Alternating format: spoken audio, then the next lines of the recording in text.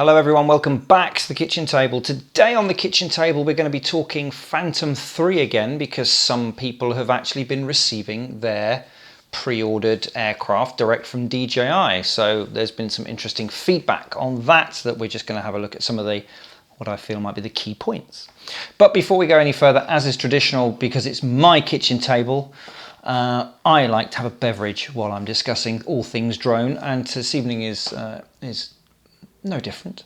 And we've got this rather excellent, it's Spanish from Mota del Cuervo. It's a 2014 Syrah and it's Raging Toro, which that guy probably looks like a couple of the people I've seen posting on the DJI Forum, but more of that in a minute. So cheers.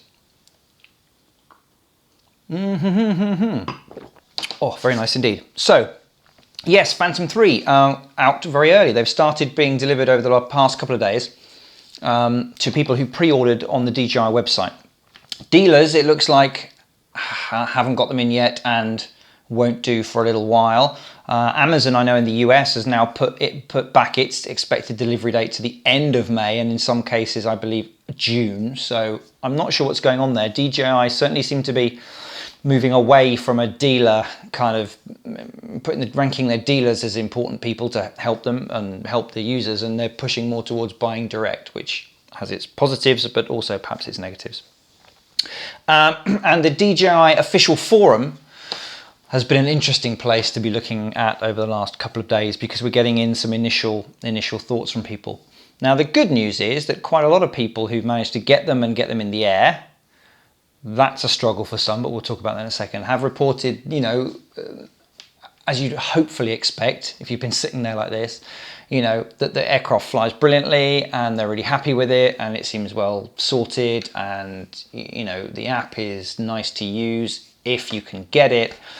There's a few minor issues which I'll talk about, but otherwise, overwhelmingly so far, and it's very early days because not many people have got them yet, that side of things looks okay, thank goodness.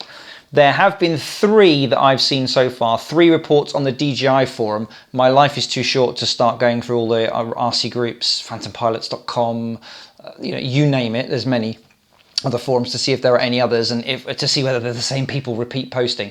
But I've seen 3 on the official DJI forum, 3 reports of unexplained aircraft plummeting. All 3, I'll put some stills and links to videos over here now, just all kind of saying very similar things. It appears that, at least from their point of view, the aircraft just suddenly seemed to either lose power or for some reason dropped out of the sky. Now, DJI have been asking these people to go into their devices and download the log data, because it permanently sends a log. It's an encrypted format, or at least if not encrypted, it's not human readable easily, but they're getting people to send those through, and one assumes they'll be able to analyze those closely and see what was happening, and we'll see what the reports are back about that. So that's a slight concern. Some of the DJI reps on there keep mentioning batteries, and did people think it was battery related? They want to see the battery stats. Now I don't know whether there's whether there's a concern like there was when the original P2 came out, the P2 series with their smart batteries, some issues there, because this is of course using a new version of the smart battery. I don't know, that's purely speculation, and hopefully it's just one of those things. You're going to get a certain amount of failure rate. I know that's difficult for people to accept, especially if you're new into this hobby and you've just shelled out $1,300 or whatever it is, but it's radio control stuff. There is an element of risk. And yes, whilst they are warranted not to fail, certain things can happen. So you do need to have that in the back of your mind, but we'll keep an eye on that and see if anything comes from that. A few things that I've sort of found out looking in there though, is that the iOS app, if you're an Apple kind of person, is still not available. DJI was saying this time last week it should be ready now. Now, I filmed this yesterday. By the time you're viewing this today, that was weird. I had to go forward and then back. So something may have happened in the meantime, but even so, it seems odd to have sent them out. Now, apparently DJI initially blamed Apple, and then I think somebody from Apple maybe gave them a quick call, and that was retracted. And apparently it was somebody at DJI, an engineer at DJI's end made a mistake either with the timing or with how they submitted the app for approval. So it hasn't come out of Apple's approval process yet. which is a slight concern in itself. And I'm wondering if Apple are slightly punishing them over the debacle with the Inspire 1, that they were sending people without a proper license to do so. So we'll see what happens about that. So you've got some people who are a bit grumpy, and kind of understandably, having spent all this money being told it would work with their iOS device, and they can't fly it yet. Some people are being a bit more sanguine about it and are saying, hey, I've gone out and bought myself a, I think, $30 or $40 Moto G phone from places like Best Buy. It's a little Android phone, $30, $40, and it does it. Apparently you don't need to sign up to a plan. You can just go, I'm going to do that later, put it into airplane mode and just use the Wi-Fi. So for an extra $30 to $40, if you're desperate, you can use the Android version of the app, which is available and has been since last week. Downsides, the Android version of the app doesn't have the flight simulator. That's only on the iOS version of the app. So again, people are sort of, and I guess quite rightly, saying, DJI, look, you didn't say anything about this. You just said, here are all the lovely features, and a lot of people are perhaps rightly slightly miffed that they're getting a little bit different depending on what operating system they're running. The other thing that I think is more of an issue, if it was me and I had one on, it was arriving this week, is that DJI have said they are not going to be able to fulfill any of the orders for the additional batteries for another period of time, probably well into June. So you will get one if you ordered one, but they obviously have problems somehow on the production line. They only have enough to ship out with each unit, I guess.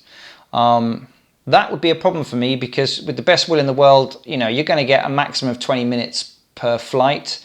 And then you've got to go away, having had 20 minutes of greatness, you've got to go away and charge it up and wait again. That's really annoying. Combined with that, it also means at the moment there are no spares of any sort available at all either. As I said, the dealers don't even have the initial stocks of aircraft. So bear that in mind if you're about to get one. Treat it gently, because you won't have the ability to go out and, you know, buy a spare for it, unless it's a shared part with the P2, of course. And that we don't fully know yet. The other thing that's been reported quite a lot, actually, I was surprised, is that the packaging is a bit dodgy.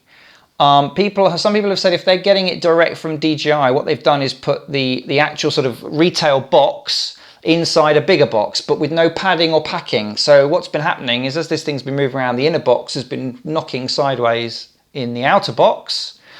Loads of people have been reporting that the gimbal protector here, the gimbal guard, this sort of bit here, that keeps everything rigid and stops this flopping about on its fairly feeble, because it needs to be lightweight, motors, and waving about all over the place, has not been seated when they've opened the box. Some people have had, one person's reported a kind of denting on the camera. Other people have reported that their packaging has been dented, and you know, so that's a little bit concerning. No one's actually said it's arrived broken yet. But that's something to look out for. You might want to take some photographs of your unboxing, just in case on that score. Hopefully that's just a very small, job lot of them, and it's just maybe a question of someone who's doing the packing not quite doing things correctly.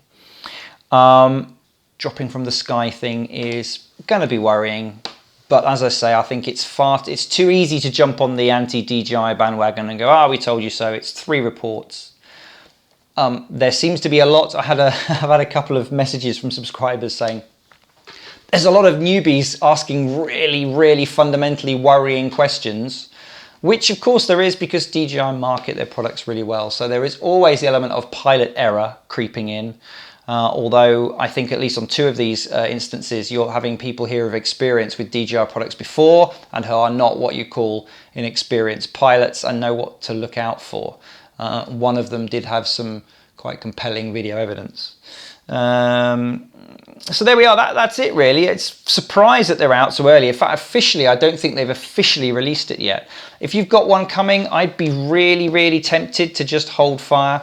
One of the things you're going to have to do is, when the iOS app is ready, you're going to have to update the firmware on your aircraft, because if you don't do that, you can't use the app. If you are using Android, you don't have to, but obviously you should always run latest firmware, as DJI would tell you.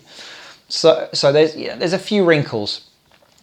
Hopefully, fingers crossed, it's not going to be kind of Inspire 1 garage door kind of wrinkles, but you know, we're just watching it. So I would suggest if you have got one on pre-order and it's due to arrive in the next week or two, you might want to just sit back and have a pause, wait till the iOS app comes out, wait till a few more of the brave early adopters have gone out and thrown some things around with the new firmware. You might just want to let other people do that for you. I'm not expecting there to be a problem, but you know, word to the wise, whenever there's a new firmware update, just relax for 24, 48 hours. Because there's so many people with these things that it'll soon go through on the forums if there's a major problem, and you may just save yourself a bit of a hassle. So there we are. That was it. Just a few of the highlights. If anyone has seen anything else on the forums of interest that pops up, I can't be everywhere all at once. Please pop comments in. Thank you very much as ever for watching. Thank you to those who support the channel by clicking any of the links down in the description, PayPal donations, or becoming a channel patron. I really appreciate all your support, and it helps me to continue to do this and to keep the videos coming out free to everyone, as they always will be. Many thanks indeed for watching, and I will see you again soon back on the kitchen table, and until then, cheers.